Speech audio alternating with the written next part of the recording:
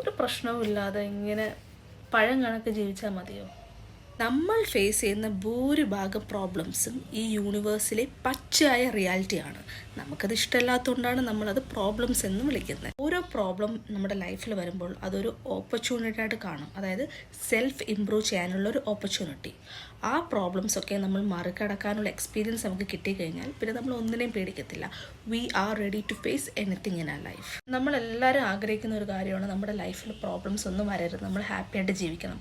പക്ഷേ നമ്മൾ മനസ്സിലാക്കേണ്ട കാര്യം എന്താണെന്ന് പറഞ്ഞാൽ ഈ പ്രോബ്ലംസ് ഒരിക്കലും നമ്മൾ തകർക്കാൻ വരുന്ന ഒരു കാര്യമല്ല, മറിച്ച് നമ്മളുടെ എബിലിറ്റി ടെസ്റ്റ് ചെയ്യാൻ, അതായത് നമ്മുടെ emotional and mental ability test ചെയ്യാൻ വരുന്ന മാസ്റ്റേഴ്സാണ്. ചില ആൾക്കാർ പറയും നമുക്ക് പ്രായം കൂടുന്തോറും മെച്യൂരിറ്റി കൂടുമെന്ന്. മെച്യൂരിറ്റി എങ്ങനെയാണ് വരുന്നത്? It's from the experience. Experience എങ്ങനെയാണ് വരുന്നത്? It's all from the problems they have confronted in the life. For example, ചൂടുവെള്ളത്തിൽ വീണ പൂച്ച പച്ചവെള്ളം കണ്ടാലും പേടിക്കും. അതുതന്നെയാണ് കാര്യം. സോ ഒരിക്കലും പ്രോബ്ലംസിനെ ഒരു വലിയൊരു ബാധ്യതയായിട്ട് കാണാതെ അത് പഠിക്കാനുള്ള ഒരു ഓപ്പർച്യൂണിറ്റി ആയിട്ട് കാണണം.